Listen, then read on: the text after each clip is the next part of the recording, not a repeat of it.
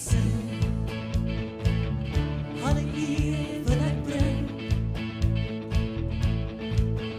Hy is die weg en die waarheid. Daar's niemand soos hy. Lig jou hande na bo, sing halleluja, die Here aanhoor. Halleluja, ons koning kom, loof sy heilige naam. Lig jou hande na bo, sing halleluja, vertrou op hom. Halleluja, ons koning kom, hy kom om ons te haal. Elke knie sal buig, en elke tong sal getuig. Hy het die dood vir ewig oorwin, hy het opgestaan. Lig jou hande na bo, sing halleluja, die Here aanhoor. Halleluja, ons koning kom, loof sy heilige naam. Lig jou hande na bo, sing halleluja, vertrou op hom. Halleluja, ons koning kom, hy kom om ons te haal. In 'n donker wêreld vra almal, wie sal die volk kom lei? Hy's die ruiter op die windperd, hy kom vir jou en my. Lig jou hande na bo, sing halleluja, die Here aanhoor.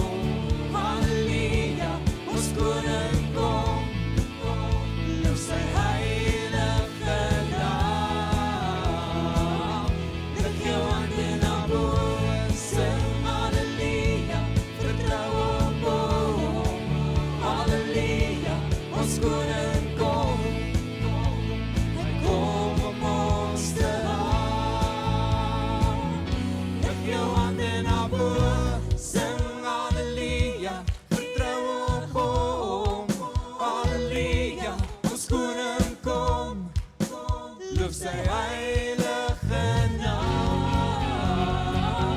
Lig jou hande na bo, sing halleluja, vertrou op hom. Halleluja, ons koning kom, hy kom om ons te haal. Ons koning kom, hy kom om ons te haal.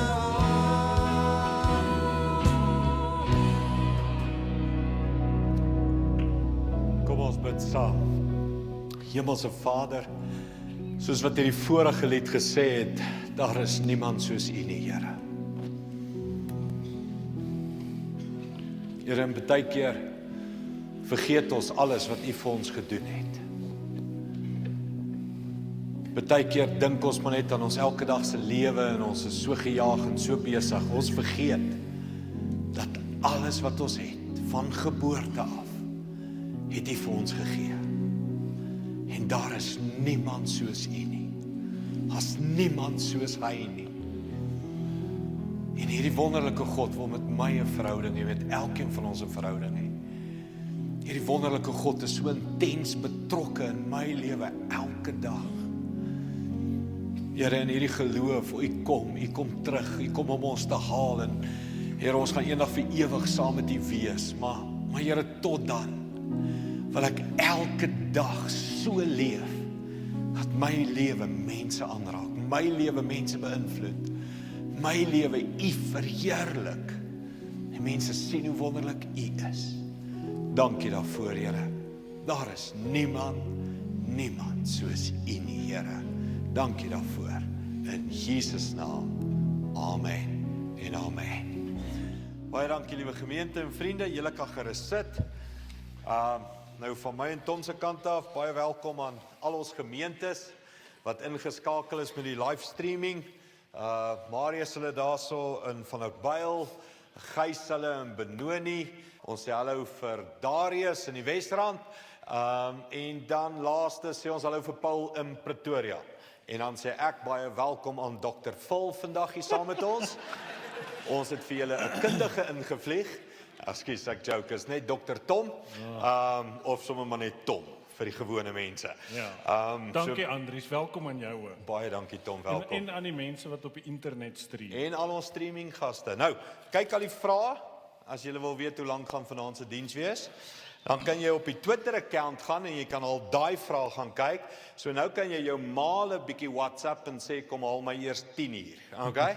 Want jy gaan definitief 7:30 uit hierdie kerk uitkom. Alright, so ons gaan die vrae tackle. Kan ek sien wie is nou op Twitter daar met sy foon of pad of wat ook al jy mee besig is? Hier 'n klomp besig live. Okay, so julle kan die vrae sien wat inkom.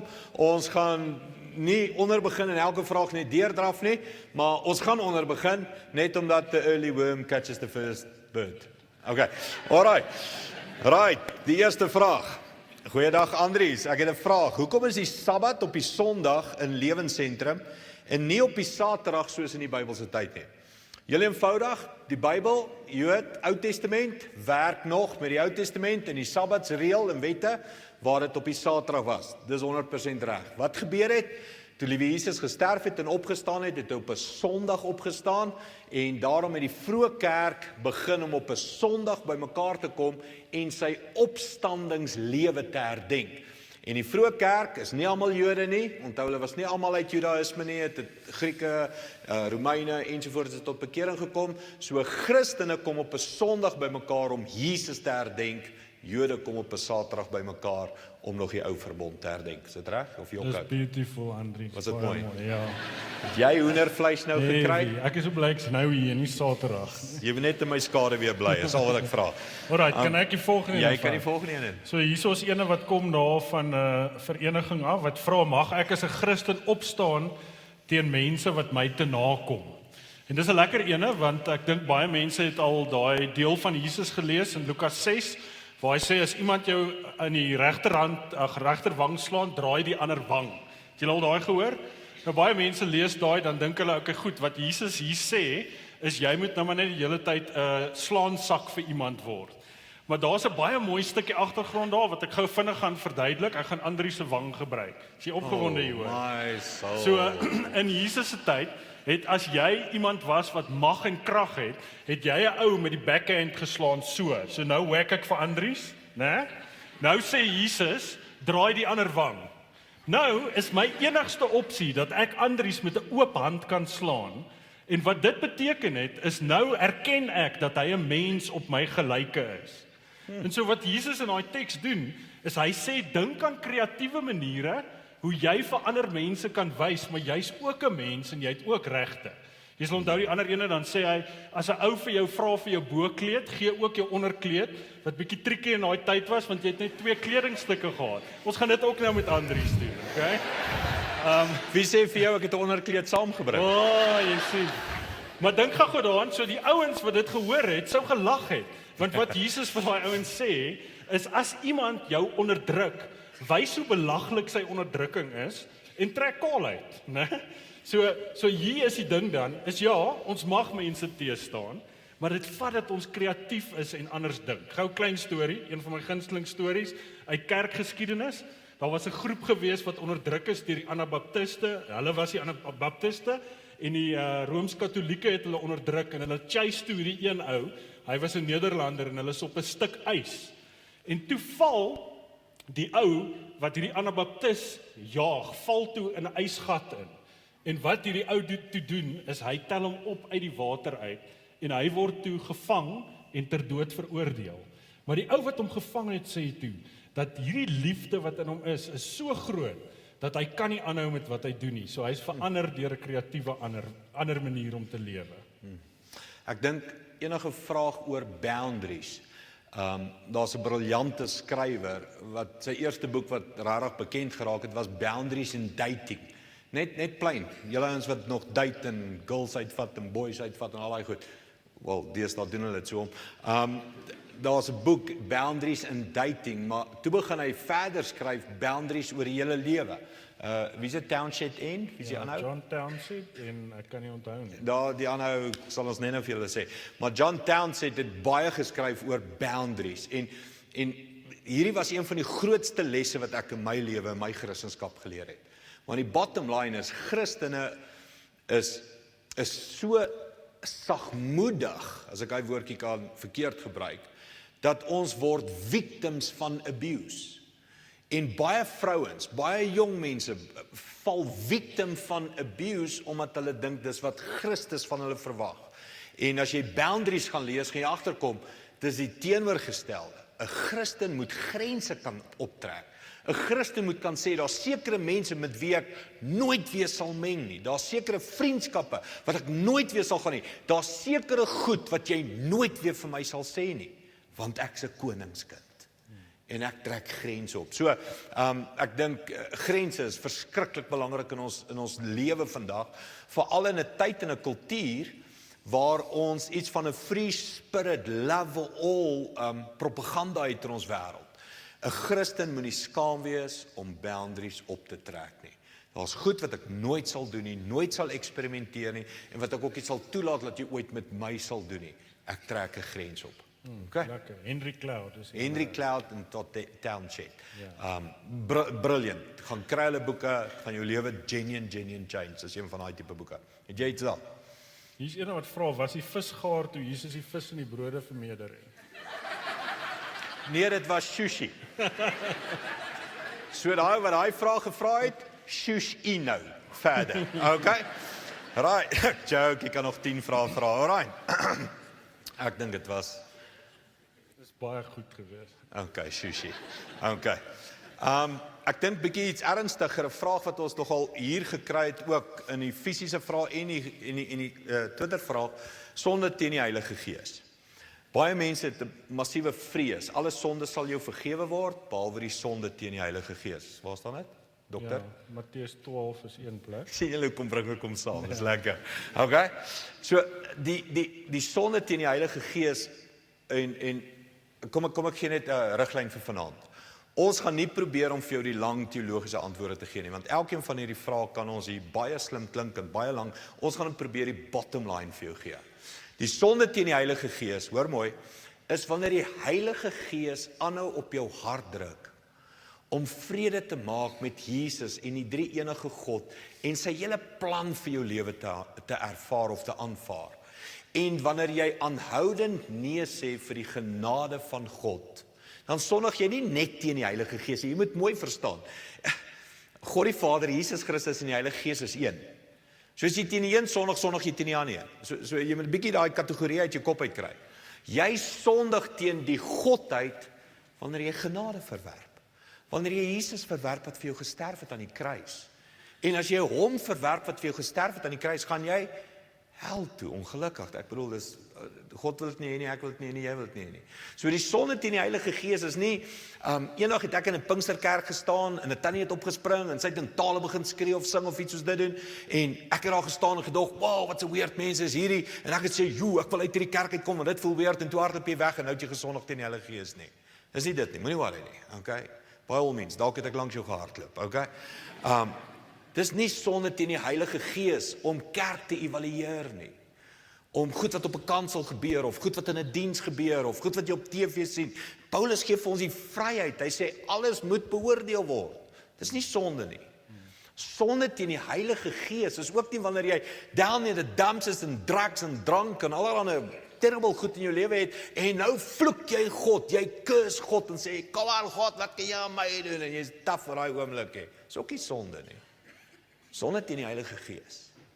As jy die sagte stemmetjie van die liefde van God aanhoudend voor nee sê, dan kan God jou nie red nie, al wil hy hoe graag, want jy sondig teen die drie enige God.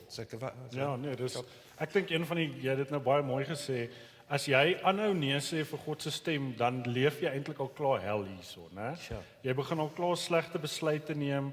Daai Psalm wat sê vandag as jy die Here se stem hoor, dit raak net gou, jy kan dit nie meer hoor nie. En dit is 'n aanhoudende ding tot op jou dood wat jy dan sê ek wil nog steeds nie hoor nie, né?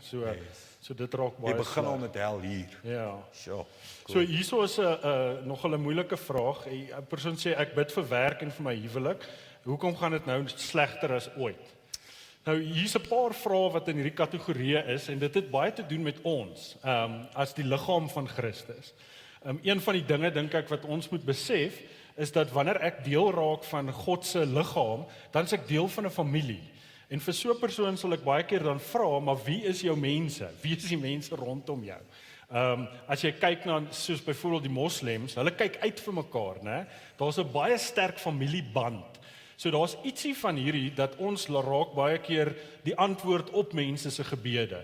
So baie keer sal ek vir so 'n persoon vra, okay, maar jy bid nou daaroor, is die mense rondom jou bewus van jou situasie? Is jy besig om jou vriende in jou gemeenskap te aktiveer wat rondom jou is? En dan het dit natuurlik 'n ongelooflike uitnodiging vir ons. Pragtige storie, daar's 'n evangelis gewees in Amerika wat ek ken en hy moes gaan praat by 'n sendingorganisasie. En die vrou wat dit reël sê toe vir hom voor die tyd, 2 van ons sendelinge kort geld. Sal julle asseblief bid vir hulle? So dit pas bietjie heen. Hulle is in verskriklike groot finansiële probleme. En toe sê hierdie ou vir die vrouens voordat hy begin, hulle het vir my gevra om te bid, maar ek sê nee, ons gaan dit nie doen nie. Vat die persoon langs jou se beursie, haal geld uit, ons samel nou geld in vir hierdie persone. En toe het hulle 2 jaar se salarisse vir daai persone gedoen. So ons het nou finansies. Ons kan dit weer doen. Okay. Vat jou langs jou se beursie en al geld het een Sondag. Julle was dalk hierdie Sondag, een Sondag staan Tommy in preek en is tyd vir finansies en hy sien hier lê 'n beursie op die kansel. En hy sê, "O, hier's 'n beursie." En hy maak die beursie op en hy haal die geld uit die beursie uit en gooi dit in die mandjie. So hier's 'n tip. Moenie jou beursie naby Tom bring nie. Okay? Ek dink oor daai vraag. Ek gaan deur finansiële moeilikheid of werksprobleme en ons huwelik kry swaar. En ek bid daarvoor, maar dit gaan nou erger. Ek dink baie keer is die ander kant van God se gebede iemand se gehoorsaamheid. En daai iemand is dalk 'n mede-Christen hier saam met jou, of daai iemand is dalk jouself. Dit gaan nou erger in jou huwelik as ooit en dalk moet jy bid vir jou gehoorsaamheid. Ek bedoel baie keer die feit dat ons die goed na Jesus toe vat, is iets van nou met my ore oop gaan en ek sê Here, ek het dit nou op die voete gesit, by die voete gesit. Wat sê U? Simpel, my eie lewe, ons bid vir grond al 7 jaar. Net vanoggend toe ek weer kerk toe ry. Here, grond, gals, parkering, bla bla bla. En net daar sê ek, Here, maar dalk kyk ek al vir 7 jaar na 'n verkeerde stuk grond. Is daar 'n ander stuk wat U wil voorstel? Het jy 'n ander toekomsplan vir Lewensentrum? So hoor wat ek sê, sodra ek bid vir iets, maak ek dadelik my ore self oop. Want dalk wil hy hierdie situasie gebruik om vir my iets te leer. En van die beste lesse kry ek wanneer my ore oop gaan in pyn. So die Here laat baie keer goed toe, sodat hy juis my ore wil oop hê, laat ek iets leer en die liggaam van Christus iets leer. Lekker. Kies jy volgende. Moet ek iets kies? Okay. Ek het een gekry, ek sien hom nie nou hier nie, maar ek dink nou skielik aan hom. Hy was 'n papiertjie gewees en dit was 'n simpel vraagie, maar 'n so belangrike vraag. Moet ek in tale praat as ek gedoop word in die Heilige Gees? En die hele ding van ons kry te doen met mense op kampe, plekke in ons gemeente en dan sê hulle is gedoop in die Heilige Gees en hulle spreek in vreemde tale. En dan kry jy mense wat sê hy is vol van die Heilige Gees, maar hy praat nie in tale nie. En daar's so iets van skuldgevoel teenoor mekaar en daar's iets van, hoorie, maar hoe weet ek's regtig vol van die Heilige Gees? Nou ek kom uit 'n Pinksterkerk uit. Ek was in 'n tipe kerk waar 'n predikant het 1-2 maal 'n jaar almal vorentoe genooi wat nie in tale praat nie en hy het vir jou die hande opgelê en vir jou gebid totdat jy in tale praat. Raar, ek moet nie lag hê, is genuine in baie kerke gebeur het. Nou, ek en van my pelle weet van jy begin naderhand in 'n taal praat net laat hy ophou in jou skit en ruk. Okay? En jy maak iets op. Karre se bande ry vinnige tekkies. Okay, maar jy sê iets, né? En jy sê dit vinnig. Net laat jy hou op of jy bid. Tom weer kom uit 'n kerkwêreld uit waar tale is 'n gawe vir die Nuwe Testament en net 'n paar ouens het dit daar ontvang en hulle glo amper nie dat dit is 'n gawe vir vandag nie. So iewers in die middel moet ons by mekaar kom. En ek dink die perfekte Bybelse manier om dit te sien is, dis 'n gawe. En daai woordjie 'n is baie belangrik. Dis nie die gift nie, dis net 'n gift. En as dit 'n gift is, beteken daar's baie ander gawes. En as dit die gift was, dan moet almal dit hê. Nou, is 'n wonderlike gawe. Ek persoonlik praat in tale, ek het dit gekry toe ek iets soos 15 jaar oud was of 14 jaar oud was en praat nog my hele lewe kan ek 'n gebed in tale praat. Maar my pa wat 'n pastoorskind was, wat vir 50 jaar in Pinksterdienste was, wat pastore hom geskit en ruk het, my pa kan nie in tale praat nie. Maar my pa het 'n klomp ander gawes, wonderlike gawes. En hy was 'n probleem vir elke Pinksterpredikant, want hulle het sê iets is fout in jou lewe, jy het sonde in jou lewe. Nou my pa is 73 en hy sonde het nog nie uitgekom nie. Ek dink teen nou moes dit al gebackfire het iewers. Kry jy nie vir die boels nie?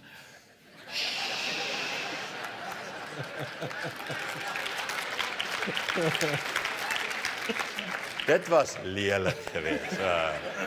Maar hier was 'n vraag, hoeveel keer moet ons mekaar vergewe? Baie. Vanaand 1 keer. Strike 1. Ja. Okay?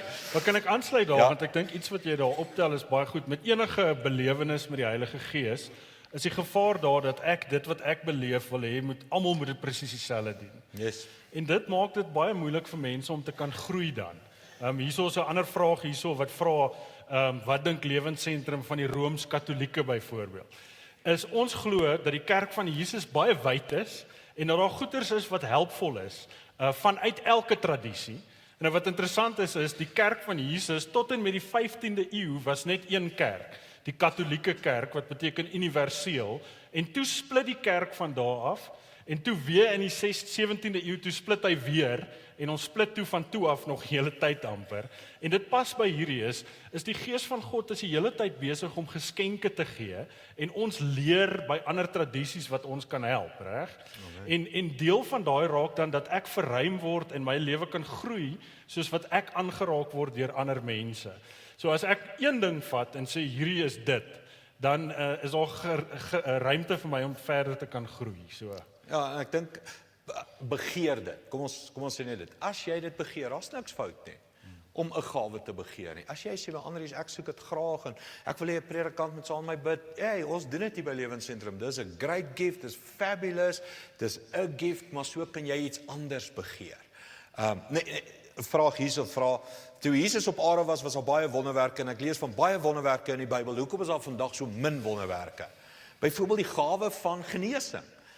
Net tussen hakies. Toe Jesus op aarde was, leef ons 25 genesings in die Bybel, 23 genesings in die Bybel. Daar vind vandag, soos vandag, meer as 23 genesings reg oor die wêreld plaas. God genees incredible baie mense vandag. Ek het net gister by ons potjiekos kompetisie kom vertel 'n man my.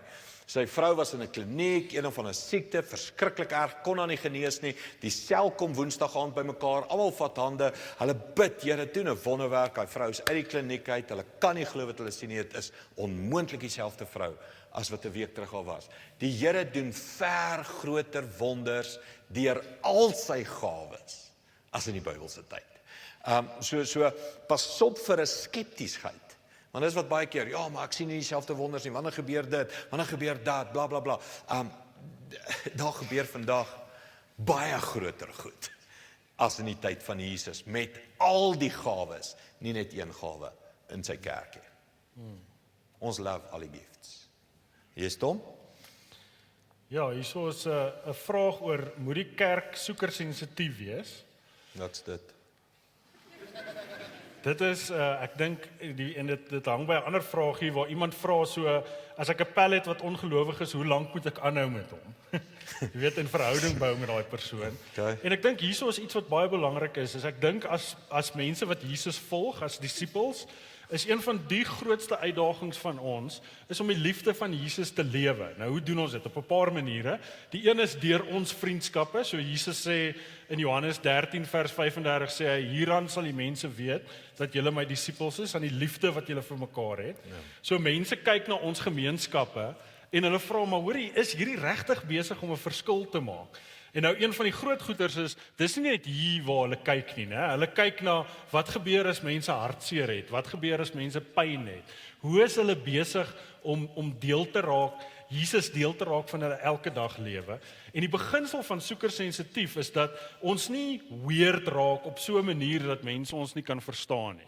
Jy weet, so as iemand nog nooit die Jesus storie gehoor het nie en jy sê vir hulle, ag my broertjie, die bloed van die lam was jou skoon.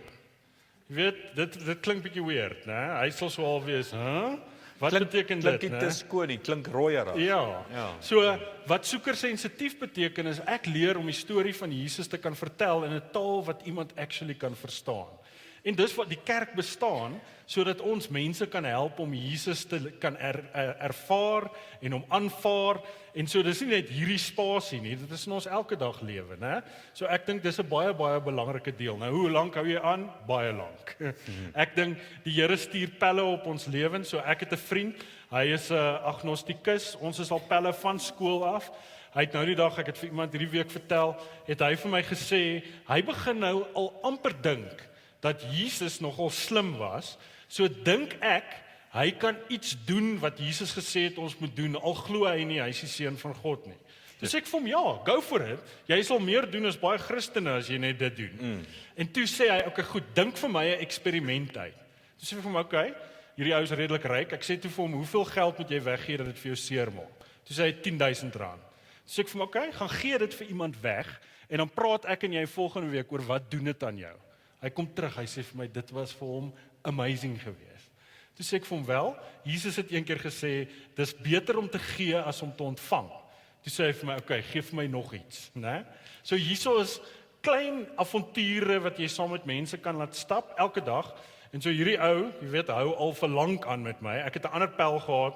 Hy was op skool die ergste sondaar gewees in my oë. Ek het hom van my gebedslysie afgehaal. Was hy 'n Lion supporter? Jy sien.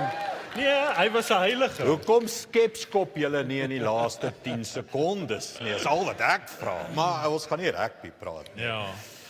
Ja, ek is nou stom geslaan. Een elk. Anyway, ek vat toe hierdie vriend van my regtig fisies van my gebedslys af en toe 'n paar maande later kom hy tot bekering. Sure. En hy word toe 'n fantastiese volgeling van Jesus. So ek dink daar's hierdie, hoe werk ons met mense wat nie Jesus ken nie, op 'n manier wat lewendgewend is en wat hulle kan verstaan. Dis verskriklik belangrik. Bietjie moeiliker vraag. Lees jy die vraag en dan antwoord jy hom. Nee, dis een wat ek na jou toe wil oorgee.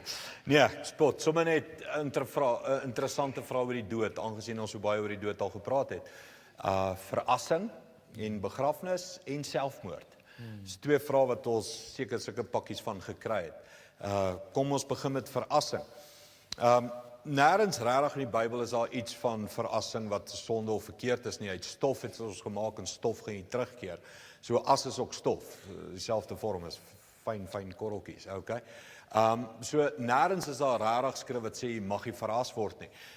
Net in jou denke, die skrif wat hulle gebruik of mense gebruik wat teen verrassings sê, ja man, die laaste dae die Here gesê die grafte sal oopgaan en die mense sal uit die grafte uit opkom, as jy verras is jy nie in 'n graf nie. Dadelik moet jy dink aan al die mense wat sterf op baie weird maniere, verbranding, vliegtuigongelukke, verdrink, al hierdie klas van goed. Daar's ook nie 'n liggaam wat uit 'n graf uit kan opstaan nie. So onthou, God se krag is nie beperk by ons klein menslike resepties nie. Ons is so lief vir resepte, nê. Ons is so lief vir formules. As ek so doodgaan, moet ek so begrawe word, dan werk die lewe so. As ek dit bid en ek vra dit en ek sit hierdie skrif hierby, dan kry ek dit. Vinnig, God werk nie met formules nie. Hy's bo al hierdie goed. So of jou liggaam op 15 verskillende stukke planete opgeblaas is in die spaceships daar buite en niemand kan ooit jou molekules bymekaar kry nie. Is okay, jy gaan opstaan, okay? God is buite daai goed, groter as daai goed. So ons probeer baie keer so funny raak by die Bybel. God is groter as verrassing en dood en al hierdie klein goedjies van ons lewe. Waar jou molekules versprei is, tel nie, jy het 'n gees. En jou gees lewe as jy doodgaan. En jy lewe. En jy kyk hoe jou oupa jou as rondgooi. So jy's fine daarmee. Jy gaan okay wees daarmee. So asseblief, ons moenie God in 'n formuleboksie probeer druk. En die Bybel in 'n formuleboksie probeer uitdruk en sê, maar daai skrifgie werk so en dan werk dit so. As kies vir my woorde, don't play tricks with God. Hy werk nie soos ons nie. Hierdie goed limit hom nie. Hy's ver groter as 'n klomp van ons ou boererate en boere spookstories wat mense vir ons vertel het. Dis nie God nie. Hy's out of the box met al hierdie goeie. So, ek dink selfmoord is bietjie meer ernstig. Dr. Phil, oor na jou. Ja, ek praat uit persoonlike ervaring, nie dat ek al selfmoord gepleeg het nie. Maar iemand in my familie het selfmoord gepleeg en dit is baie hartseer vir ons gewees. Hierdie familielid van ons was in 'n baie diep depressie gewees en mens kan nie weet wat het hy gedink nie. So ek dink weer eens, mens moet op 'n baie hulpelose plek wees om tot op daai punt te kom. En ek kan nie 'n oordeel daar uitspreek oor en sê so iemand gaan definitief hel toe nie. Ek dink weer eens is die belangrike ding is om gemeenskappe te bou en vriendskappe voordat mense op daai plek kom. En as iemand wat in 'n familie is waar so iets gebeur het, gaan mens deur baie pyn en lyding daardeur. Want op die ou ende vra jy, maar hoekom het hierdie persoon nie gehelp nie? Hoekom het ek nie gesien nie? So ek dink dit is nogal dis 'n moeilike ene, né? Ek dink daar, jy weet, moet mens sê op die ou ende vertrou ons op 'n liefdevolle God wat gaan weet presies wat het gebeur en hoe hy met daai situasie gaan werk. Dit sluit bietjie aan by 'n ander vraag, moeilike vraag wat iemand hier vra wat sê as God nie wil hê iemand moet hel toe gaan nie, hoekom het hy hel geskep? En daar's twee persone wat ek dink baie mooi hieroor geskryf het. Een was C.S. Lewis, wat hy het gesê, op die ou ende is daar net twee tipes mense. Die een mens wat vir God sê, laat u wil geskied, en die ander mens wat sê, laat my wil geskied. Sure. En wat Lewis en 'n paar ander ouens gesê het, is, as God vir iemand regtig die keuse wil gee, is al mense wat hel gaan kies. Hulle kies dat dit is wat hulle wil hê. Dis die tipe mens wat hulle geword het. Hulle het mense geword wat nie ander wil toelaat nie. Dis mense wat hulle self toegemaak het van die genade van God af. En op die ou ende is dit hulle keuse. En ek dink dis een van die groot dinge is. God skep dit omdat dit gee vir mense daai keuse op die ou ende. Hoe bizar dit ook al klink, né? Sure. Ja. Ja, ek dink oor selfmoord net die goed waarmee ek te doen al gekry het, is mense wat wonderlike verhoudings met die Here het. En dan in so diepe gat van pyn val. Ons kry die vraag oor genade dood wat nou baie gewild is in die koerante. Waar jy so kanker sit of so wat ook al sit en jy vra vir die dood. Ek dink nie ek en jy het regtig die wysheid en die posisie om daai mense ooit te beoordeel nie. Veroordeel, beoordeel net soos wat jy wil nie. En jy moet daar wees en jy moet daar kan sit, jy moet met daai pyn kan sit. Om regtig te verstaan ook wat se gebede gaan tussen daai mense en God op. Die worsteling, die stryd van dit waarmee hulle sit. So al wat ons laasweek of die week voor het gesê het oor verskillende kulture, verskillende sienings, verskillende gelowe, is God sal regverdig oordeel. God sal met sy liefde besluit en oordeel. En ek en jy, wat doen ons? Wel, die bottom line is, jy moet nie op daai journey begin gaan nie. Want dis baie keer wat gebeur. Mense is bang as ek sê jy gaan nie hel toe as jy selfmoord pleeg nie, maak ek die deur oop vir 'n klomp mense om selfmoord te pleeg. Die bottom line is, moenie daar na 'n journey gaan nie. Moenie die goed begin bedink nie. Moenie op die internet gaan lees oor selfmoord en al hierdie goed nie. Jy maak saadjies oop, jou kop oop vir verkeerde goed. Bottom line, love life. En leef 'n verskil en leef 'n getuienis, kry vir jou passie, kry vir jou 'n koninkryksvisie en kom weg van daai morbiede gedagtes oor die dood. Ons moet so 'n bietjie kyk van ander gemeentes ook, want ons maak asof almal net hier is. Ek het een oulikie van Marius Laan van 'n Boupark, die verskillende Bybelse vertalings. Ja. Watter vertaling moet jy lees? Wel, die een wat jy verstaan. En is nie 'n sarkastiese joke nie, is genuine. Okay? As jy so akkurate Bybel wil lees, gaan leer Hebreëus en Grieks. Want dis die enigste akkurate. Alles daarna is vertaal. So, dis wat ek sê, ek lees al die soveel Bybels wat ek kan, maar ek moet dit verstaan. So as ek na 3 dae Latynse Bybel lees en ek het nie 'n woord verstaan nie, dan hou ek op om 'n Latynse Bybel te lees, want ek verstaan nie Latyns nie. So dan lees ek eerder Afrikaanse Bybel, want ek verstaan Afrikaans.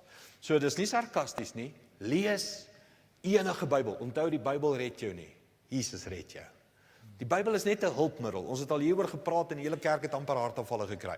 Die Bybel red jou nie. Die eerste 300 jaar was daar nie eers 'n Bybel in die kerk nie, en die kerk het wonderlik gegroei. Hulle was actually okay gewees. So hoor mooi, die Bybel red jou nie. Lees hom, love hom, geniet hom, maar Jesus red jou. En jy het 'n verhouding met Jesus, en die boek help jou net om Jesus beter te verstaan. Hier's nog een van Marius hulle af. Hoekom gebeur slegte goed met goeie mense? En hoekom laat God dit toe? Nou, ons lewe in 'n gebroke wêreld waar mense keuses kan neem, en van daai keuses gaan ons beïnvloed. En ongelukkig het baie Christene 'n formule wat hulle dink, as ek God volg, dan gaan ek nie siek word nie, niks sleg gaan met my gebeur nie. En deel van wat dan deel word van daai mense se storie, is hulle haal lyding en pyn heeltemal uit. En 'n groot deel van die evangelie gaan daaroor dat ons kan hoop, gee nie om wat gebeur nie. As jy dink aan 'n baie mooi gedeelte soos Romeine 8, wat kan ons van die liefde van God skei? Dan gaan hy daaraan, dan sê hy, nie dood nie, nie demone nie, nie lyding nie, nie pyn nie, niks kan ons van die liefde van God af skei nie. En dan eindig hy daai deel en hy sê, in al hierdie dinge is ons meer as oorwinnaars. En daai oorwinnaars het met meer te doen as net om die pyn te oorkom. Dit beteken jy's besig om iemand te word. Ek het eendag 'n fantastiese getuienis gehoor van 'n vrou wat in 'n rolstoel was en haar hele lewe gevra het, maar Here, hoekom is ek in hierdie rolstoel? Hoekom kan ek nie opstaan nie? En toe die Here haar begin vorm en 'n deel gemaak van haar storie, en toe sê sy eendag hierdie, sy sê, if I could get out of this wheelchair, I will be a victor. Sy sê, but now that I live in this wheelchair with the love of God, I am more than a conqueror and a victor. Ja. So daar's iets van ons storie wat sê, dat wanneer pyn en lyding kom, wys ons regte klere as volgelinge van Jesus, en word ons innerlik vernuwe, en word ons anders. So ek dink, daar's om met daai goed te begin werk, is baie, baie belangrik. Cool. Wesrand vraagie, natuurlik kom dit net uit die Wesrand uit, was daar dinosaurs? Bro, come on mense, waarmee is julle besig aan die Wesrand? Genie, and Dinosaurs is a movie, kinderfliek, okay? Ek weet nie of daar dinosaurs was nie, die bottom line is, as julle vanaand sê daar was nie, gaan my 2 seentjies hulle doodhuil. So asseblief moet dit nie versprei as daar nie was nie, ek weet nie, ek was nie daar nie. Maar ek dink die dinosaur vraag sluit beter aan en meer aan by die skepingsverhaal. Ja. Ek dink daar's baie mense wat nogal daarvan hou om 'n nak te vat na Christendom toe. En een van die maniere wat hulle nak oor Christendom vat, is die hele Genesis skepping verhaal. Ek bedoel, wie was die ander seuns en dogters, waar het Set, Gam en Jafet, of wie was daai 3 dudes, waar het hulle vroue gekry, en mense hou daarvan om houe na die kerk te gee, of na Jesus in Christendom te gee, deur die skepingsverhaal aan te val. Die 7 dae het die Here die hemel en die aarde geskape. En ek wil net 'n kort wyse antwoord is. 'n Simpel antwoord. Hoorie, dis 'n kort verhaal van 'n groot storie. So Moses hulle het dit herhaal en oorvertel net om vir die mense iets te gee van wat by die skepping gebeur het. Onthou, vir die Here is een dag soos 1000 jaar en 1000 jaar soos een dag. Hoe lank en hoe kompleks die skepping regtig was, sou ek en jy nooit verstaan nie. Die hele invloed van sogenaamde evolusie en groei en ontwikkeling en al daai goed. Hier is die tip. Die hele skepingsverhaal beïnvloed nie die feit dat Jesus aan die kruis gesterf het nie. En moenie jou probeer vasval in die skepingsverhaal en nie verder gaan na die kruisiging toe nie. God het die mens gemaak. Iemand het ons gemaak. Iets het ons gemaak. En daai iets, daai iemand is so lief vir ons dat hy sy seun gestuur het om 'n verhouding met ons te hê. So hoe presies daai 7 dae afgeloop het, die Bybel is net 'n kort opgesomde storie van hoe die skepping plaasgevind het. Gee jy vir ons 'n slimmer antwoord? Nee, ek dink dis belangrik om te weet dat daar is in die hele Christen tradisie ouens wat sê dis net 7 dae en hulle het al hulle teksies en dan ouens wat dit met wetenskap en met evolusie kan bymekaar bring. En so in hierdie groep gaan dit dieselfde wees. Een van die dinge wat ek dink belangrik is ouens verdwaal in daai storie. Ja. So dan raak hulle kampvegters vir daai spesifieke aspek en hulle word eintlik irriterende tipe mense. Die liefde van Jesus is nie iets wat deel word van daai deel nie, want dis nou ewe skielik waaroor alles gaan. En mens kan dit eintlik van al hierdie vrae sê, is dat van hierdie vrae kan jou so in 'n subdeel van die storie van God invat dat jy die groter prentjie mis, né?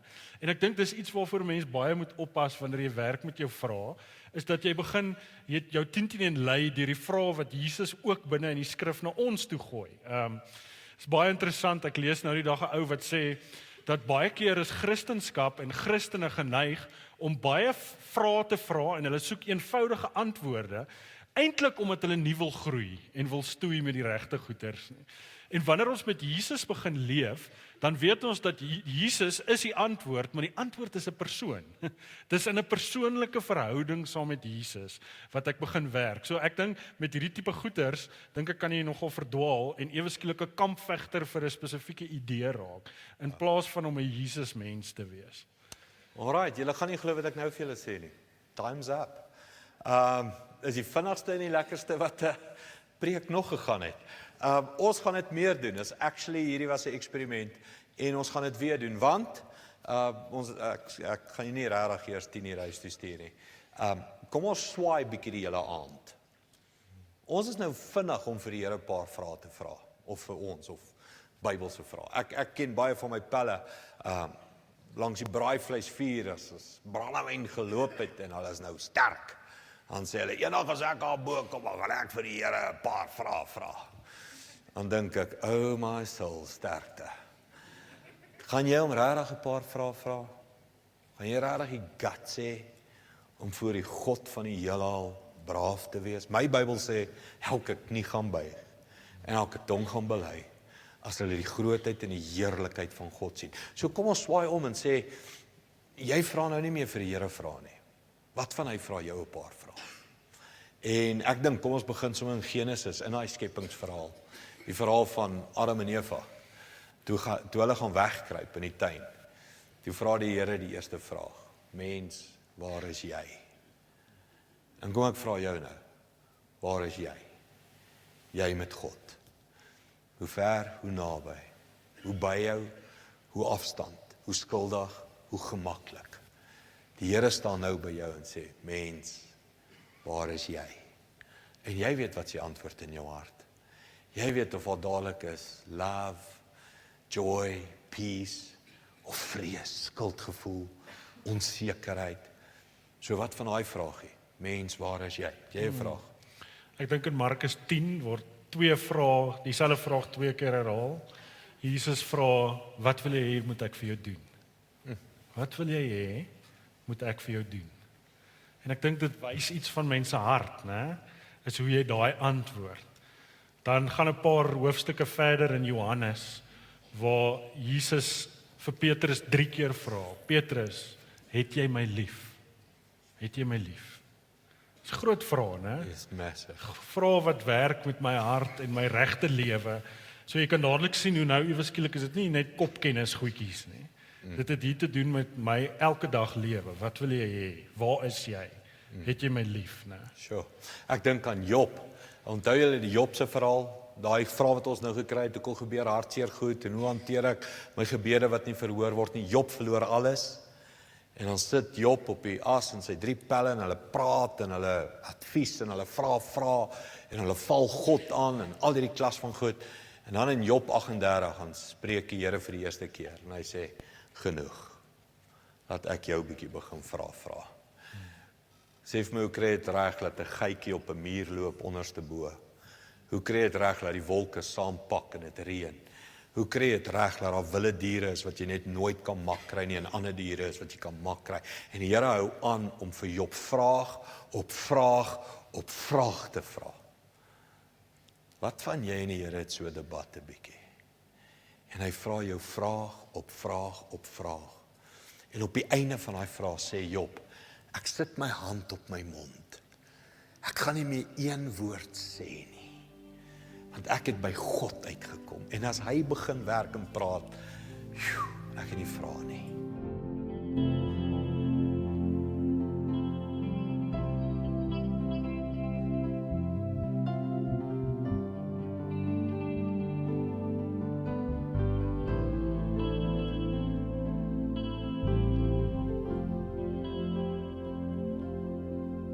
Ek staan my oë na die berge. Waar kom my hulp vandaan?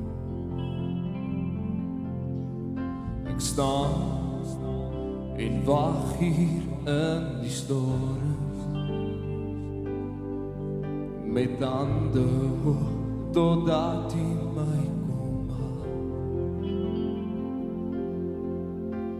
Ek sal U bly loof, selfs as die duister om my draai, want ek ken mos hierdie hande wat my dra. Kom ons staan en dan aanbid ons Here. My hoop kom alleen van die Here, U wat heel die skepping onderhou. U alleen is my beskermer, U wat nooit slaap of slymer nie, U hart die woord die wil sal ek vertrou.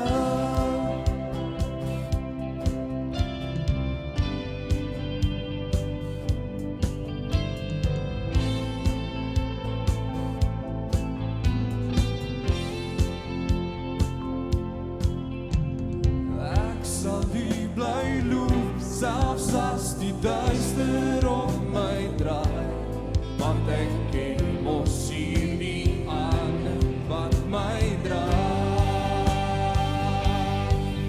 My hoop kom alleen van die Here, U wat heel die skepping onderhou. U alleen is my beskermer, U wat nooit slaap of slymer nie, U hart die woord die wil sal ek vertrou.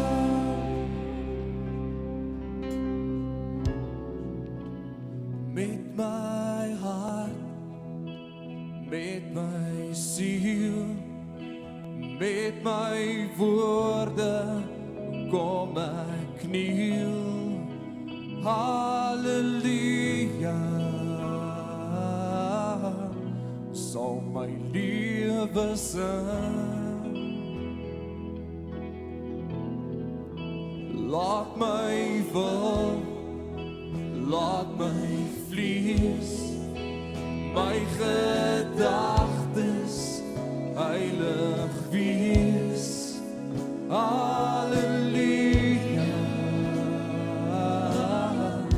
sal my lewe sing.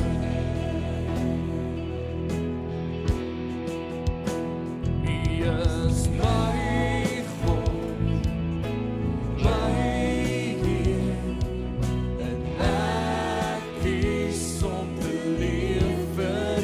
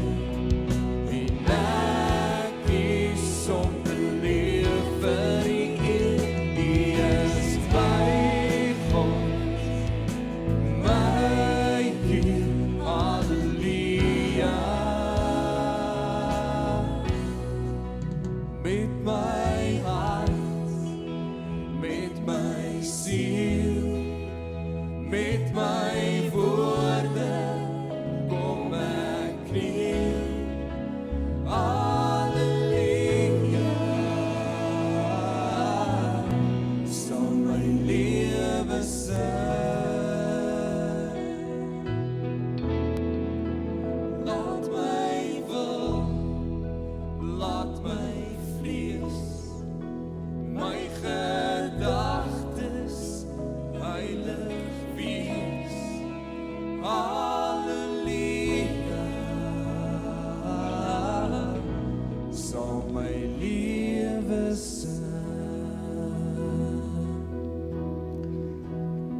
Hemelse Vader, ons kom na U toe met ons hele lewe, ons gedagtes, ons vrae, ons verstand, ons denke, en ons kan dadelik sê, ons verstaan nie alles nie. Ons verstaan nie alles van die grootheid, die skepping, ons verstaan nie alles oor die lewe, in pyn, en hartseer, ons verstaan nie alles oor die dood, en die hemel, en die lewe hierna nie. Ons is baie eerlik as ons sê, ons verstaan amper niks. Maar al wat ons weet is, daar's 'n God in die hemel en hy het my so lief, dat hy sy seun gestuur het om vir my te kom sterf. En hy seun het sy gees vir my gegee, die Heilige Gees, om in my te kom woon, om my lewe elke dag 'n beter volgeling te maak van die een wat vir my gesterf het. En dis al wat tel, Here. Dat ons leef met daai doel om volgelinge te wees.